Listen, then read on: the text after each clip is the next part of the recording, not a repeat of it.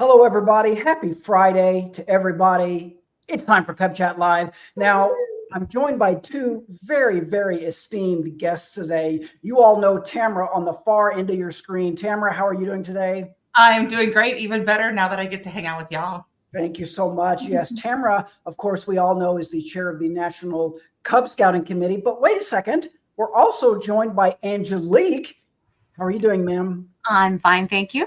You guys might recognize Angelique from our sister show, Troop Talk Live. She's the chair of the Scouts BSA committee. Why do we need to have Tamara and Angelique on together? Why not? I think we should talk about the Arrow of Light to Scouts BSA transition, which is a pretty big deal. I've been through it as a parent. I've been through it as a Cub Master, as a den leader. I've gotten all the questions from the families, and it's so funny, the questions people have, right? About, wait a second, you mean, well, this is going to happen, that's going to happen? I think we should call today's show Everything You Need to Know About the Arrow of Light to Scouts BSA transition. Tamara's going to talk about, there are now in the updated Cub Scout program, specific parts of the Arrow of Light requirements that aid in that transition. But Tamara, to get us started, tell us about that transition. Why is it a big deal? What's it all about? Thank you for asking. It's an exciting show. I mean, Aaron and Angelique. I know, right? Behind the scenes, Brian. Woo, behind the scenes, Brian. So remembering that the purpose of AOL now is to prepare those scouts to go to Scouts BSA. So that's the whole purpose behind this whole 5th grade year that they're in Cub Scouts. And you may not know this, but it's interesting when you look at the statistics of how many people were in Cub Scouts that transitioned to Scouts BSA. How many people in Scouts BSA were a former Cub Scout? Does anybody know? People can guess in the comments, like a little while they're guessing. Rusty B, you were first today. I'm so glad to see you. I worry, Rusty, when you're not first or second. Don't you worry? I worry. Rob, hey, Rob. Melissa Edens, it's good to see you always. Hi, Douglas. And Jonathan from Baltimore, a neighbor. All of our friends are here, Tamara. I know. Where's Wendy? And Victoria. Yay. Okay. So it's good to have everybody here today. Hey, Larry. It's good to have you. Copy Cody. That's a cool name. Anyway, so from Germany, Larry, welcome. I love our international viewers. It's always fun. No, it's exciting. Usually we get some Philippines people in here. I know. Hey, Scouter Craig, good to see you. Yep. I can't work. I got to be here. Oh, okay. I said I can't work. Good, Rusty. I like your priorities, friend. I like exactly. So anybody have any? Oh, I say Devin. You are spot on. Over 75% of people in Scouts BSA were a Cub Scout. So it's really important that we make sure that we can transition our Cub Scouts to Scouts BSA. So that's kind of the importance. And we partnered with Angelique and her team, her spectacular team, to create the adventures, the required adventures, so that people would have those skills necessary to be successful in Scouts BSA. Yeah, and maybe I could just clarify a couple of things real quick, Tamara. I remember when I first started working at the Scouts many years ago, and when I became a parent and a den leader and a Cub Master, Webelos meant like a couple of different things. You could be a Webelo 4th grader. You could be a Webelos 5th grader. It's kind of confusing. You could also be an Arrow of Light. And I got, I don't blame people for having questions, right? It was a little bit confusing with the most recent round of updates by Tamara and Anthony and their team. It's become a little more fun, simple, and easier. Webelos are 4th graders. Arrow of Light Scouts are 5th graders who usually age into Scouts BSA before the end of the school year, right? February or March, around that time. And as Tamara said, the entire purpose of the Arrow of Light program is to prepare Scouts for Scouts BSA. We want them to continue their scouting experience. Quite frankly, it's an opportunity for Scouts to quit, is what it is, if they don't get that transition the right way. Angelique, I see you nodding your head as our representative from Scouts BSA. Maybe just share your thoughts on the importance of this transition. What does it mean to the Scouts BSA program? Yeah, this is where we lose a lot of Scouts in this transition from Cub Scouts to Scouts BSA, and it has a lot to do with that the programs are very different from one another. And you go from a program that's very family oriented, the adults are leading, running the show, to a troop, and the troop feels a little bit chaotic. The Scouts are the ones that are running the program. Everything is very different. There's a different set of rules. There's a different handbook. So really, this new Arrow of Light program we designed it together, both Cub Scouts and Scouts BSA, to make that transition a little more smooth for the families and for the scout. Yeah, it's pretty brilliant. And shout out to the Scouts BSA folks, Angelique and Garfield and their team, partnering with the Cub Scout folks. It's like superpowers uniting. It's like the Avengers or something. That's exactly what it is. It's just like the Avengers. It's totally like the Avengers. Yes. Justice Gang, whatever it is. And Tamara prepared some really helpful slides. But before we get to those, Tamara, I just want to talk about a couple more things if we could. Again, I've been through it as a parent. What are some of the common questions people have? Again, Cub Scout parents, when they start their 5th grade year, we usually tell them, okay, guys, by next February or March or April, your kids are going to be in a Scouts BSA troop. And they're like, do what now? What are some of the talking points? What do we want to communicate to those families as they prepare to this? It's now October. If your kid's in 5th grade, it's coming. What do we tell those folks? And so what's really cool about the new program is that in Bobcat, which is the first required adventure that we're going to talk about first here today, is they have the elements of a lot of the things that we want families to know about. So in the Bobcat requirements, for example, you got to visit a troop, right? And so you visit a troop and we're giving them a scavenger hunt that the scouts are supposed to take with them to use at that troop visit, so that they're thinking about, not every, and there's some, see, and Erin, you may be familiar because you wrote this. It's Erin on Scouting. Good stuff there. What questions should you ask when selecting a Scouts BSA troop? Love it. It's important that, little Johnny and his family understand that if little Johnny doesn't really thrive in a big troop environment, which some people don't thrive in that kind of environment, they need a smaller setting. But they don't have to just pick the one troop that the whole den goes and visits, right? They could visit. They need to think about the things that would make little Johnny or little Susie successful in Scouts BSA, because there's a lot of amazing troops out there. They don't have to be thinking, I only have this one to choose from. No, we have so many awesome troops. There's one that would fit everyone. Right, Angelique? Yeah. So I really want to emphasize, your chartering organization might have a troop that's associated with it, or you might have a troop that's, a block away from your unit, and all your scouts are going from that Cub Scout pack to that troop, but you are not required to go to that specific troop. You can choose any troop. So as a Cub Scout, as an Arrow of Light, you should be visiting as many troops as possible that are within what you're willing to drive in your area, in your town, because every troop is a little bit different. And like she said, some of them are large, some of them are small, some of them are focused on backpacking, others are more focused on front country camping with a trailer. They're all a little bit different, and it's really important that you understand you have lots of options to go visit, and that's what Arrow of Light Year is for. It's for visiting those different troops. And the other thing I would say, Erin, just to add on to that, is that it's so important that your families, your AOL families, early in the year understand what Scouts BSA is. Yes. It's different. Yep.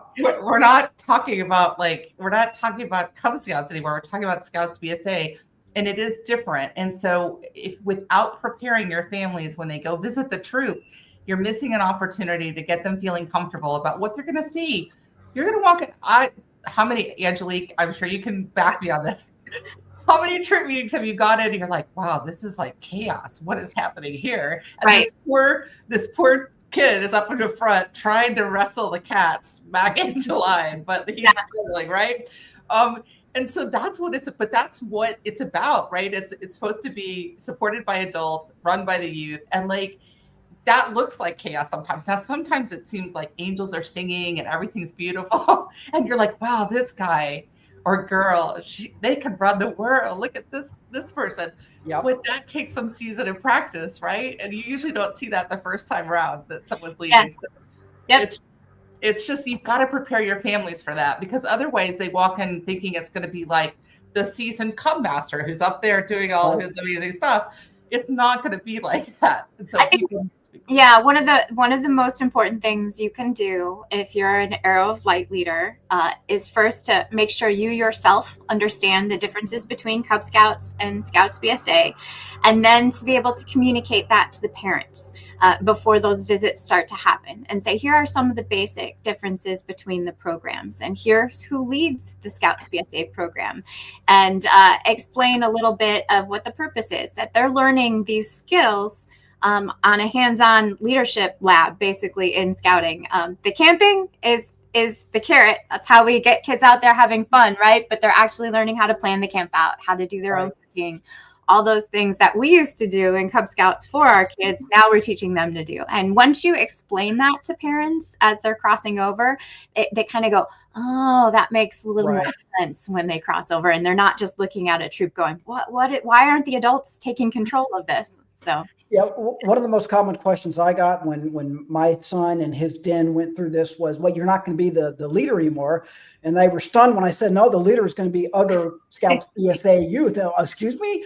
Yeah, so that is hard to wrap your head around. I want to address real quick a question from Jenna, who asks about preparing parents for that transition. We're not only preparing the kids, we're preparing the parents. Maybe Angelique, I would love to hear your thoughts on brand new Scouts BSA parents. They're used to being in these Cub Scout meetings where we basically ask them, Tamara, right? Please help us out. Please help us keep things under control. Please help us. This is a family activity. Now all of a sudden it's Scouts BSA. They're expected to be a little more independent, right? Angelique, your thoughts? Yeah. So our new parents, and I am a Scoutmaster, just to put it out there. I'm actually camping with my troop this weekend. But when we have new parents cross over to the troop, it's important to pull them aside and help them understand what we're doing, and help them understand that we're teaching your kids to be leaders through the scouting program. And we're there for safety. We're there to make sure nobody gets hurt. We're make sure that everything is following all of our guidelines for safety and scouting. But we're not there to let them flounder either. We're there to provide scaffolding. So we are letting them make choices within reason, right? Within reason. And then we're asking leading questions to help them learn how to plan. And sometimes that looks like we're going to let them make choices as long as they're not in danger. We're going to let them make choices like, yep, you're going to eat marshmallows and spaghetti for dinner. Okay. Have you thought about how you might feel afterwards if you do that? Then okay. So we're gonna let them have those choices, but then we're also gonna have the safety net ready to go. So that might mean I have peanut butter and jelly in the trailer just in case that doesn't go as planned. So it looks very different. And once you get parents to understand that that's what you're doing with the Scouts, and they realize, oh, okay, it doesn't have to be perfect. It's not always going to look like what an adult would run, but they get it. And then they're more likely to say, okay, I'm willing to give this a shot. I think that's a great point. After that first few meetings, maybe after that first camp out, that's kind of when you do see it settle in a little bit like, oh, okay, now I get this. Maybe the message to parents is, okay, just, give it a shot. See how it goes. It's hard for us former Cub Masters to sit back in the back of the room and just stand there while just chaos unfolds in front of us, right? Yeah. And you see them burning their pancakes and you just want to run over there and fix it, but that's not our job, right? So there's a great comment in there that Jen Hancock put in there about what are other things parents can do to stay involved with the troop or other parts of scouting. So when you first cross over, I like to get parents involved right away, right? They're eager and they're excited, but they're used to Cub Scouts. So they want to take charge sometimes, and things that we're trying to get the kids themselves to do. So there are lots of ways for parents to stay involved in the troop. We love when you're on the committee. We love when you're helping in with background roles. We love when you're helping us plan events and doing like the logistics of the background, like the booking the campsites. We love when you're helping us clean out the trailer and supervise cleaning out the trailer or getting the brakes changed on the trailer, or we love all these different things that can happen in the background. We even love when you come to the campouts and you're registering as an adult and can help. But as a new parent that you're crossing over, your job is to learn how Scouts BSA works and what the point of the program is and take your training. until you are coming into that troop, until you not take the reins of that troop, until you understand what the differences between the program are. There's also lots of opportunities outside of the troop level at the council where they always need your help as well too. So we don't want to say parents aren't involved when they cross over to the troop. You're involved in just very different ways than you are in Cub Scouting. I want to do a quick set of shout outs to a lot of folks in the comments going back and forth with their exciting. Look at them all. It's I know. Daniel says he recommends making it a natural transition. Like you just sort of, it's an expectation that they're going to move into the older program. Amy says her AOL is excited to cross over. He has an Eagle Scout goal. We love to see that. Shout out to Richard from Pack 32 in Kentucky. Good to see you, sir. Jeremy from Story City, Troop 101. Good to see you, Jeremy. Love it, love it, love it. Tamara, let's talk about the AOL requirements. Maybe behind the scenes, Brian can throw up his first slide. And if you want to, take it away. Tell us, why these requirements are written that way and how it helps prepare kids for Scouts BSA. Sure. And I think we talked about Bobcat already. So the first slide is Bobcat, which is meant to be the first required adventure. When I say meant to be, does that mean that, we're going to come track you down if that's not your first one? No, of course not. But I think you'll see when you look at the requirements for Bobcat, you'll understand why we suggest that this might be a good one to start with. So the stuff in yellow that's highlighted are the requirements that were created to help teach and get people prepared to be in Scouts BSA. So choose a patrol name, elect a patrol leader, demonstrate the Scouts BSA sign, salute, and handshake, and show how each is used.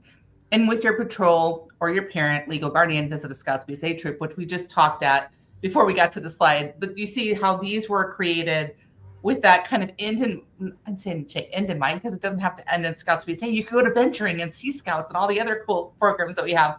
Yep. But with Scouts BSA in mind, we're trying to get people ready to go to Scouts BSA.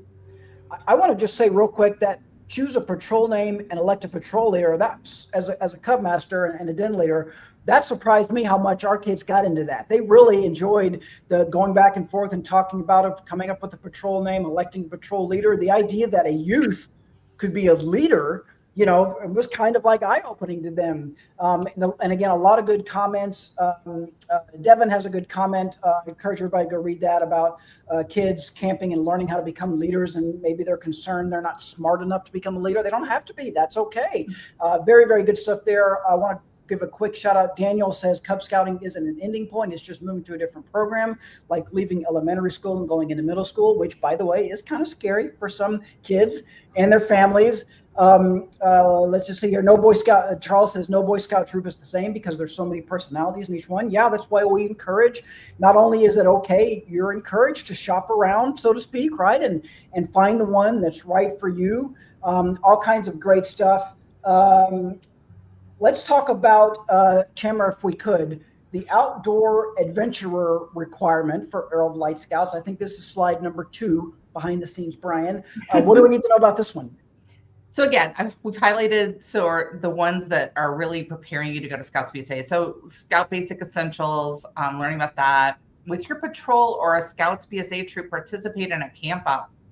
So as an AOL, you can participate with a Scouts BSA troop. You can participate in a district or council overnight camp out. You could do a den. You could do your AOL den, your pack. There's lots of different ways you can camp.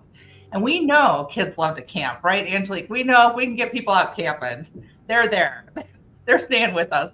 Yep. And then this is the other important part is after a camp out, discuss with your patrol how it went. Like, what would you do? How did you follow the outdoor code and the leave no trace principles for kids?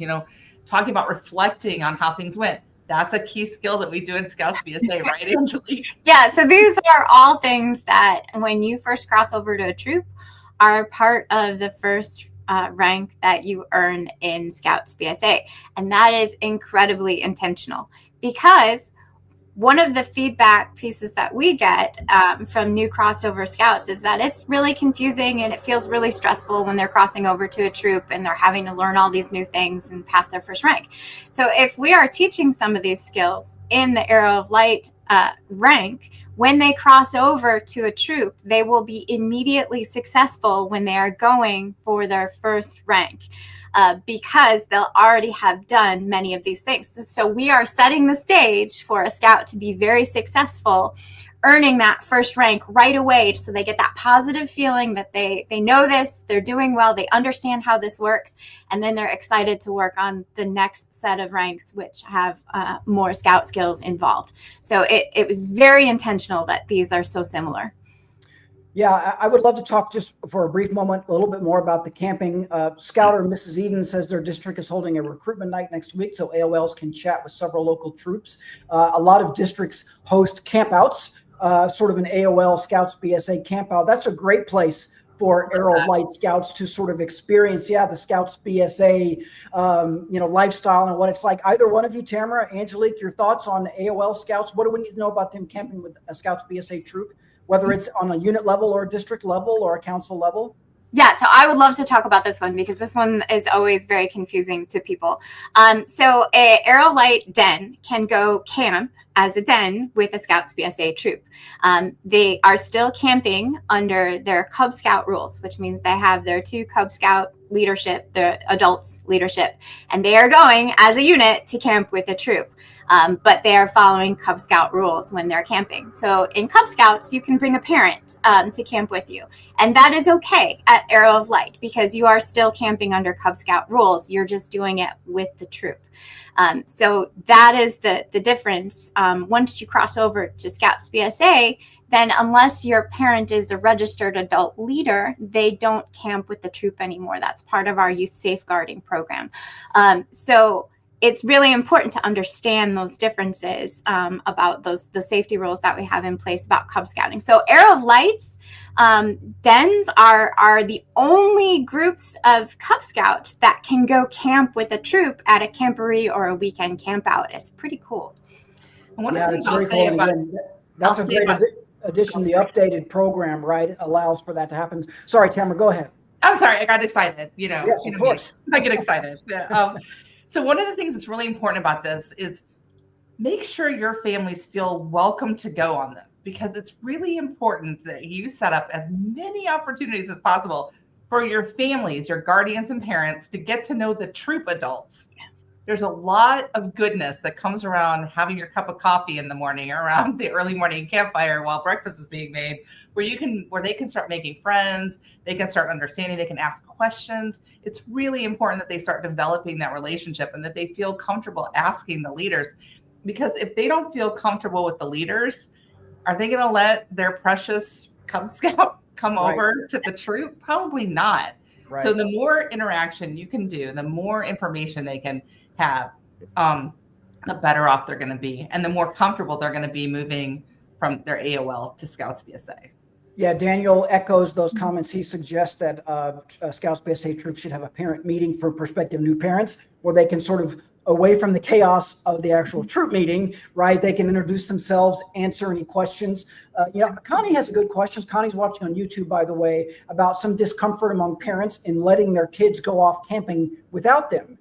Either one of you, your thoughts on how you would deal with a parent? There might have been one, I'll be honest with you guys, who lives in my house, who had a little bit of discomfort with our son going camping without me there, right? Sure. Yeah. I mean, I would love to talk about this. Yes. I have kids. One of them is still in the program. And I remember, my oldest is 20. But I remember when he crossed over, and I very much was like, oh, this is, this is hard. Yeah. So that is why I love, for Arrow of Light, get out there with your kid. This is parent is included on this camping. Get out with your kids so that they are comfortable. Get them comfortable sleeping in a tent by themselves. One great way to do that is to put your tent and your kids' tent touching each other on the outside, so that they can, put their hand against the tent and say, hey, mom, hey, dad, are you right there? And you reassure them, unzip your window, say, hey, buddy, we're right here. Help them understand and feel comfortable in their tent. Participating in these troop visits is very important. Going on that camp out with the Arrow of Light den to the troop, This is the only time where you as a parent can go see that troop in action because you're camping under Cub Scout rules. So it's really important to go and see how the adult leaders are handling in that unit, are handling everything. Make sure you as a parent feel very comfortable with it. In Scouts BSA, unless you're a registered adult leader, you're not allowed to stay overnight, but that doesn't mean you can't visit during the day just to check on things if you really feel you need to. If your scout has special needs, there are some exceptions that you can talk to your council scout executive about accompanying your child if they need assistance. So this is really important. So if you have a scout with autism or a scout with another concern that's medically documented, there are exceptions for you to be able to participate with your scout at the troop level. But that's a case-by-case basis, and you can talk to your scout executive to find more about that. The Scouts BSA program is open to parents to view, but we do have some safety standards about overnighting. So please just be involved and make sure you meet those families. Yeah, don't be afraid to ask the questions if you're a parent, and if you're a Scouts BSA leader, you don't be afraid to answer. Have some patience, understand that they didn't grow up in scouting maybe like you did. They don't know these things. I want to give a quick shout out to James, who's watching on YouTube. James says he actually wrote a handbook for his parents to guide them to choosing the best troop. James, I bet Tamara and Angelique would love to take a look at that. Why don't you email it to me and I'll pass it along on scouting@scouting.org. That's one word, on scouting@scouting.org. Send it to me, James, and I'll make sure Angelique and Tamara get to review that. Shout out to Francie Luhu, who says they're Twisted Turtles as part of the Bobcat adventure. Very fun. Shout out to the Superior Aaron Taylor, ERIN, from Pack 3130 in Greenville, Michigan. Good to see you, Aaron. Okay, we got a few more AOL requirements to go through before we let you guys go. Tamara, what can we say about the personal fitness requirements? So again, on personal fitness, we have a little slide on this too. We are trying to introduce here the idea of tracking, right? Because there's many merit badges where you have to track things. I don't know about your kids, but like when my kids have to track something, even if they're doing it, they struggle with that whole pen to paper kind of moment. This is getting them ready for that in a gentle way. So that's important. That's what's important about this particular one. And preparing a balanced meal that you would eat when camping, or planning it and then preparing it using the gear that you would use on a camp out, good camping skills, right? Just general introduction, trying to get them stoked to go to Scouts BSA. Awesome. Very, very awesome. And then citizenship, an important part of scouting, every scouting program from Lions to venturing or whatever you want to do, right? And there is a citizenship requirement that AOL requirement that also aligns with the Scouts BSA program. Right. And so in this one, again, we're trying to give them the skills that they're going to be needing when they go to a Scouts BSA troop. So developing a plan to conduct a service project and then participating in it. And again, these are things that you're going to have to do as part of your rank advancements in Scouts BSA. So it's good to keep, helping people build these skills. Yeah, and along those same lines, first aid and safety, I think, is the next slide. Yes, exactly. I love that. This is another topic that was really, really fascinating to our den back in when I was a leader. They loved learning about this stuff. Like, I'm serious. Like, I feel like this is why and then going into Scouts BSA is why my son is like so into every like EMT course and all this stuff, because he got really excited about it in scouting. And I think that's awesome. So again, we had Scouts BSA leaders give us feedback that when our AOLs were crossing into troops, that they just didn't have the skills that they were hoping they would have for first aid. So we created the first aid adventure in conjunction with Scouts BSA to try to make sure that they have the basics and that they're good to go once they get into the troop. Awesome. Well, another similar theme throughout all of Cub Scouting, Scouts BSA, is duty to God, and there is a Arrow of Light required, the Family and Reverence Adventure. I love how you've highlighted the final one here, discussing with the parent legal guardian what duty to God means to you, because it's quite frankly could be different in different families, right? Right. And the thing with this one is that I've sat on a lot of board reviews. this question gets asked to all different levels in a board of review.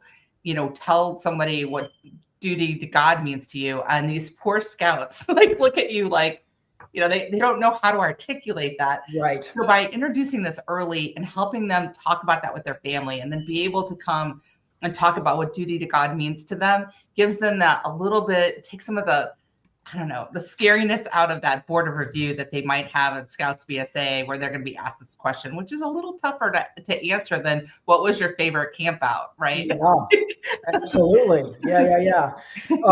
We have just a few more minutes with Tamara and Angelique. I want to address, I don't know how much we want to get into this, guys, a question from Devon about 2 deep leadership. You kind of hinted at this, Angelique.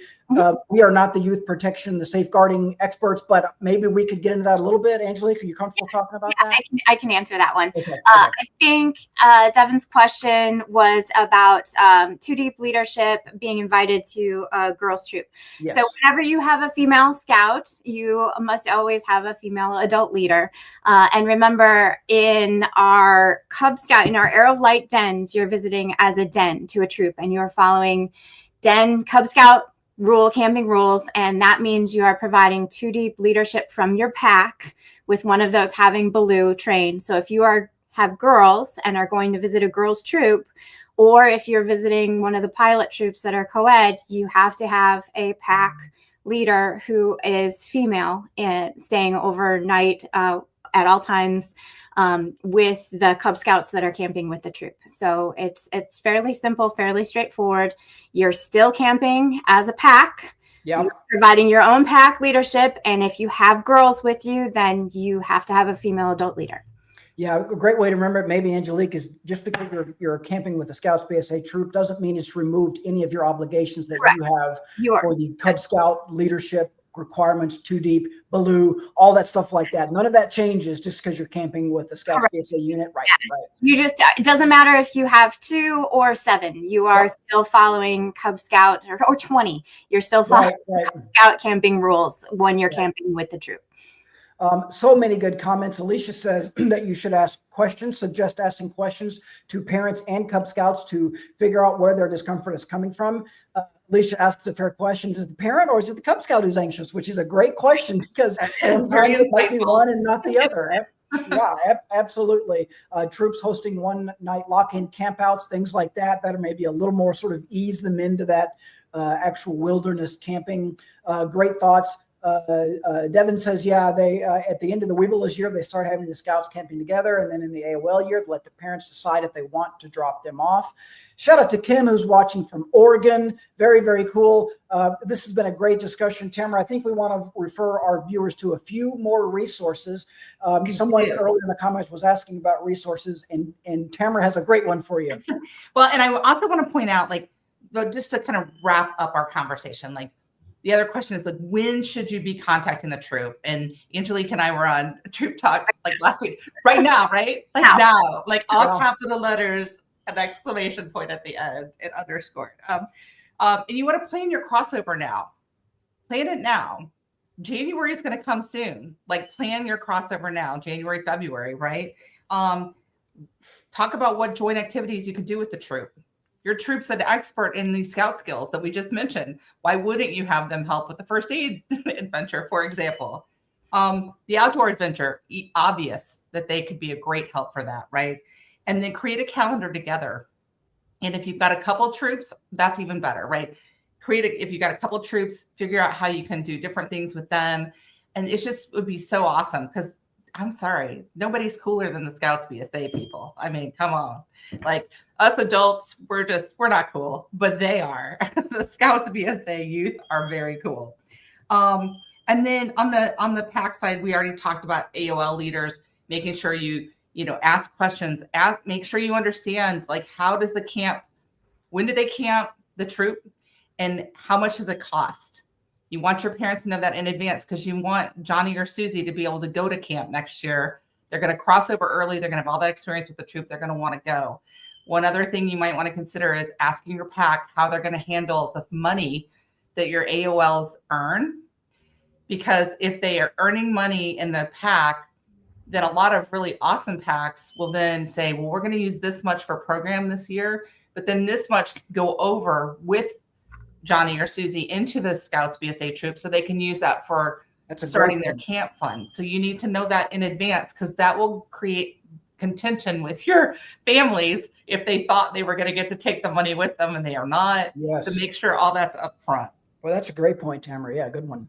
Yeah. So so those are kind of things. And then I do have a couple slides. Yep. Angelique, did you have any other additions besides that? These are all really good things. Asking what kind of equipment does the troop recommend, because some troops are really backpack heavy, and others, ask what you can get your scout for Christmas or for the holidays that you celebrate. Your birthday. Yes, that's a great idea. Have that equipment ready to go when they cross over to the troop, or ask if there's a lending library of equipment if you're not able to get all of it right away for your scout. Those are great questions to ask a troop. Yeah, I love that. I love that. We used to have a list of things you could do for stocking stuffers or birthdays or whatever, so that people came in prepared. All right, couple of reminders. First of all, we have a couple of resources. There's a good roundtable video that Anthony Berger, our favorite National Cub Scout director, did. AOL the Scouts transition. There's the link. There's the QR code. I also included on the next slide some really wonderful material that the Scouts BSA team has up on their webpage. So the AOL the Scouts transition resources are all there. And then finally, just a couple of reminders. On the next slide, the National Cub Scout Service Project. So I got to tell you, Erin, we talked about this holiday letters for the military, the 10,000 for troops project. It was Friday. I just said it out loud, and gave them a QR code. We had people, we had a whole packet of stuff arrive 3 days later. That's what our Cub Scout leaders are about. That's who they are. That is fabulous. Yes.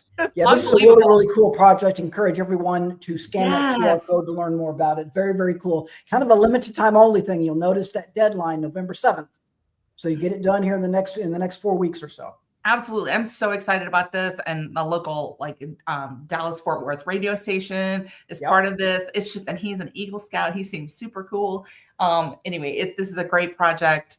Please, do this. This is an easy service project, and it will be really, really fun. Okay. And then the final slide is my National Cub Scout Conference in Seabase. Angelique, you should join us. It's going to be nice. I'm just saying, December. December in Florida. So I was just going to say, I'm sure you'll have to twist her arm to get her to go down to Seabase in December. Okay, so it's only $300, $350. I'm lovingly referring to this as the Influencer Conference, because we want people who are going to come give us their feedback on things we're going to be releasing at National Annual Meeting in May. But we also want people who are going to take the information that we're going to give you and help roll that out to your districts, your councils, and your territories.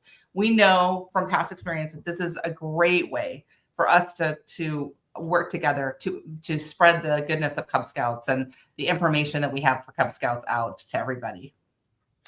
I want to. When does registration close? Francie Lou, you need to come on, girl. Yeah. You are awesome. You need to be there. Registration. We don't have a registration close date, but I'm telling you, last week, I think on Monday, we had 29 people. We closed it at 50.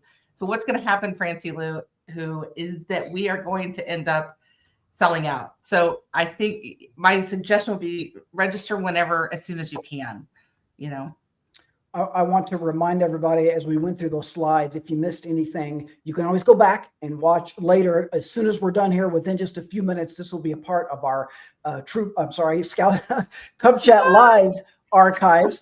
And by the way, I was going to say, Angelique, we do have a Troop Talk version of this show. If your child is about to move into Scouts BSA, now's a good time probably to start watching Troop Talk Live. I was just exchanging some emails with a member of Angelique's committee about the next episode of that, which will be here in just a couple of weeks. I'm going to close our show with a great comment from Rusty, who obviously has really good taste. Rusty's watching on YouTube. He says, Erin, I just read an article that you wrote about it. Thank you, Rusty. I appreciate you reading that article. Thank you. Yes, Rust. I knew he was my favorite for some reason. Thank you, Rusty. Appreciate that. Man, what a thrill to have Angelique and Tamara together. All that power concentrated in one show. It was almost too much for us to handle. You both did great. Any final thoughts before we let you guys go for the day? No, scouting is so much fun. I love the crossover from Arrow Flight to the troop, and it is such an exciting time for scouts because a whole new world opens up to them. So I'm telling parents, I know it's a lot and it feels like a big change, but you're going to have so much fun with your kid in the troop. Absolutely. And then my final thing always is to thank our leaders. Thank you, first of all, Angelique and Aaron for coming on the show and helping us today, and behind the scenes Brian. But thank you to all of our leaders. Like, we could not do Cub Scouts. We couldn't do Scouting America without you.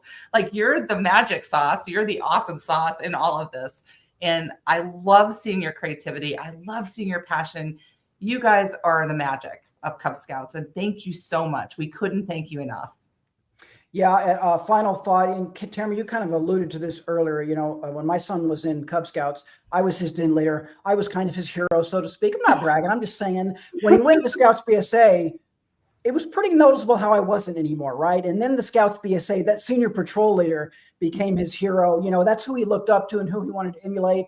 Did that break my heart? Yeah. Maybe a little bit, but that's kind of the way it should be, right? I mean, that's what we do with our kids as they get older and they move into new experiences. For all of you Cub Scout families watching, get your kid into a Scouts BSA troop. Tamara just said now is the time to be reaching out to Scouts BSA troops. Real quick, Gabby mentioned that they have a pack and a troop, the same troop number, the same charting organization. If you're lucky enough to be in a situation like that, that's cool. You might not have a situation like that, and you are free regardless to shop around. Find the troop that is right for you. You can choose one based on meeting night, meeting location, the type of activities they like to emphasize, personalities in the troop. All that stuff should factor into it. Talk with your child about what you're looking for. You won't regret it. Guys, this has been a great show. Appreciate it so much. Always a pleasure to see Angelique and Tamara together. Tamara, do we decide we want to tease next week's episode? Yeah, so next week we're going to be talking about the outdoor adventures, and we've got some new pack planners that have been up, and I want to make sure everybody knows about those and all the awesome stuff we can do in the outdoors. Yes, outdoors you can't have scouting without outings. So outdoors is definitely an important part of that. Again, thanks to these two young ladies for joining me today. Thanks to you all for watching from home. Enjoy your weekend. See you next week. Bye, everybody. Thanks, Angelique. Thanks, Tamara. Thanks for tuning in today. Be sure to catch next week's episode, same time, same place. And let us know how we're doing at go.scoutingmagazine.org/rate-cubchat. We love feedback and ideas for new episodes. And you can visit blog.scoutingmagazine.org/cubchatlive for all our past episodes. You can see us live, except it's recorded, but it was live. Okay, see you next week.